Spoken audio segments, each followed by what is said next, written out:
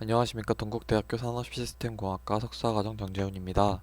골빈 해커의 3분 딥러닝 텐서플로 맛의 챕터 3 텐서플로 프로그래밍 101 부분 시작하겠습니다. 강의 서적으로는 골빈 해커의 3분 딥러닝 책을 사용하였습니다. 예, 차례로는 텐서와 그래프 실행, 플레이스홀더와 변수, 선형 회귀 모델 구현하기 순으로 강의 시작하겠습니다. 이 텐서플로란 그래프 형태의 수식을 수행하는 핵심 라이브러리를 구현 후 그 위에 딥러닝을 포함한 여러 머신러닝을 쉽게 할 수 있는 다양한 라이브러리를 올린 형태입니다. 이 사진과 같이 임포트를 통해서 텐서플로우 라이브러리를 선언하고 밑에 컨스턴트 함수를 통해서 변수를 저장합니다. 이 텐스에 저장된 값은 자료형이고 이 글자를 담고 있음을 의미합니다. 이 랭커 쉐이프가 있는데 이 랭크는 n개의 텐서 수를 나타내는 것이며 쉐이프는 각 차원의 요소 개수 텐서의 구조를 설명합니다. 예를 들어 이 랭크가 1인 것은 1차원인 벡터인 값으로 확인할 수 있고 이거에 대해선 쉐이프는 3입니다. 이 세 개가 있으니까요. 그리고 예를 들어 2차원이면 이 가로가 두 개인데 이게 1, 2, 3, 그 다음 2, 4, 5, 6이 밑으로 내려와가지고 2행 3열인 행렬 그래프를 확인할 수 있고 그게 이제 쉐이프 값은 2,3인 차원입니다. 그리고 3차원은 가로가 3개고 그 안에 뭐 1, 2, 3, 그 다음 7, 8, 9 이렇게 랭크가 3개인 텐서를 3차원이라고 하며 이 3차원이기 때문에 2,1,3 이렇게 표시를 하고 3개 텐서가 3개 이상부터는 이제 n차원 텐서라고도 말합니다. 이 아래 텐서 연산을 보시면은 이 콘스탄트 함수를 통해서 a는 10, b는 32 그리고 그 두 개를 더한 함수인 이 add 함수를 통해서 텐서 42, 이 프린트 c 값을 통해서 42 값을 확인할 수 있습니다. 하지만 책에는 영어로 나오는데 이게 텐서플로우 1.0의 영향으로 이게 2.0으로 업데이트하면서 42로 확인할 수 있습니다. 이 텐서플로우 프로그램의 구조는 이 그래프의 생성과 실행으로 분리되어 있습니다. 이 오른쪽 그림을 보시면은 이 텐서와 텐서 연산을 먼저 그래프로 만들고 그 이후에 세션을 이용해서 그래프를 실행합니다. 그래프의 실행은 세션을 선언한 후에 이루어져야 되며 텐서플로우 1.0의 이제 업데이트 버전인 텐서플로우 2.0에서는 disable 여기 disable v2 behavior를 선언한 후 사용하시면 됩니다. 네. 1.0에서 2.0에서 1.0의 코드를 실행하면은 실행이 안 되니까 이 2.0에서는 이걸 먼저 선언을 해주시고 그 다음에 이 오른쪽 코드를 보시면은 이 tf.print를 하시면은 이거를 선언하지 않고도 이렇게 바로 출력값으로 사용할 수 있습니다.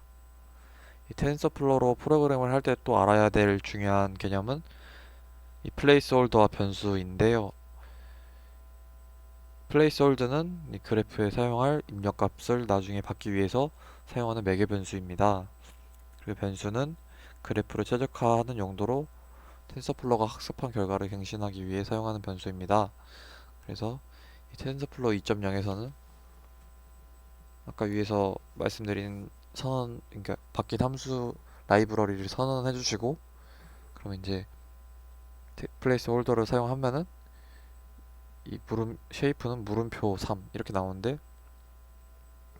이 플러스 32의 형태를 가진 물음표인 3인데 이 물음표에는 이 밑에 선언해줄 x 데이터의 행렬값이 들어갑니다. 그래서 이 물음표가 이렇게 2,3으로 들어가는 거죠. 뭐 다른 숫자가 있는 행, 3을 넣어도 됩니다. 그리고 그 밑에는 WB에 대해서 텐서플로우 변수를 생성해서 할당하고 W는 3,2의 행렬의 그 정규분포의 무작위 값으로 초기합니다. 이 랜덤 노멀이라는 게 정규분포의 무작위 값으로 초기화한다는 함수입니다. 이 입력값과 변수들을 계산할 수식을 작성해 보겠습니다. 이 x와 w는 이 행렬이기 때문에 이 매트멀이라는 함수를 사용합니다. 행렬이 아닌 경우에는 tf.mul이나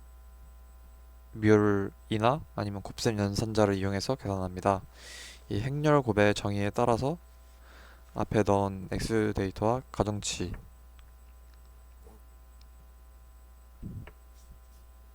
데이터의 값을 2와 3, 3과 2 이렇게 두 개가 곱해지면 2,2가 나오겠죠?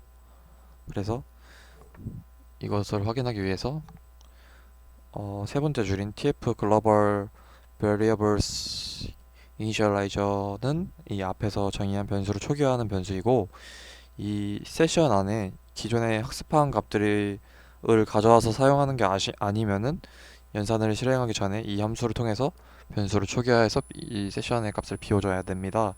그래서 세션에 설정한 센서를 연산한 결과를 이렇게 아래 보시면 출력할 수 있습니다. 이 선형 회귀 모델 구현하기 챕터가 나왔는데, 이 선형 회귀라는 게 뭐냐면 x와 y의 값을 가지고 서로 간의 관계를 파악하는 것이며 어떤 입력에 대한 출력을 예측하는 것이며 이 머신러닝의 기본적인 알고리즘이라고 생각하시면 됩니다. 이 x와 y의 상관관계를 설명하기 위해서 -1에서 여기 보시면 -1에서 1까지의 범위를 이용합니다. 원래 상관관계라는 게 -1에서 1까지에서 이 x와 y에 대해서 상관관계가 뭐가 있는지 두 변수에 그것을 이제 확인하는 거고, 또한 이제 아까 위에와 다른 게 뭐냐면 이 균등분포를 사용하는데, 이게 이 상관계수가 0이 아닌 그리고 또 독립이 아닌 확률 변수를 찾고 이 기대값을 구했을 때 0이 되는 주어진 범위 내에서의 이 확률값을 확인하는 분포인데, 이게 균등분포라는 게 애초에 전부 일정한 확률 밀도 값을 가지기 때문에 예, 이 아까 말씀드린 독립이 아닌 변수를 찾고 이 상관과 기대값을 구했을 때 상관계수가 이제 0이 되는 주어진 범위 내에서 밀도값을 확인하는 겁니다. 그래서 균등분포를 사용하는 거고, 또한 이 밑에 보시면은 플레이스홀더에 이름을 붙여주면 이 네임이라는 것을 통해서 이름 붙여주면 나중에 별 텐서보드에서 활용하기가 더 쉽습니다. 그리고 이 가중치와 편향이라는 개념은 이 w와의 곱과 이 b와의 합을 통해서 이 x와 y의 관계를 잘 설명할 수 있고, 이 w는 가중치의 웨이트라고 그러고 b는 편향, 바이어스라고 합니다. 그리고 손실함수란 이 실제값과 이 모델로 예측한 값에 얼마나 차이가 나는지 나타내는 값으로, 손실값이 작을수록 x와 y의 관계를 잘 설명하고 x값에 대한 y값을 정확하게 예측합니다. 그래서 손실의 전체 데이터를 구한 경우 이제 코스트 함수라고 하고 비용이라고 하고 코스트 함수라고도 많이 말합니다. 손실값으로는 이제 예측값과 실제값의 거리를 가장 많이 사용하고, 이 손실값은 예측값에서 실제값을 뺀 뒤, 예측값에서 실제값을 뺀 뒤 이 스퀘어 함수로 제곱을 한 다음에 그 다음에 손실값의 평균을 내서 코스트 함수로 사용합니다. 경사각용법은 최적화 함수라고 하여서 이 아까 말한 w와 p의 값을 계속 바꿔가면서 손실값을 최소화하고 이 최적화된 w와 p를 찾아주는 함수입니다. 그래서 가장 대표적으로는 경사각용법이라는 알고리즘이 있으며, 이게 점차 이렇게 이 점이 러닝 레이트의 학습률을 통해서 이렇게 점점 낮아지면서 최적의 코스트 값, 이 코스트가 제일 낮은 최적의 값으로 찾아가지는 방법입니다. 그래서 이 값에 따라서 학습 속도나 신경망의 성능이 크게 달라진다고 하고, 이 오른쪽을 보시면 옵티마이저 최적화 할 수 있는 이 경사각법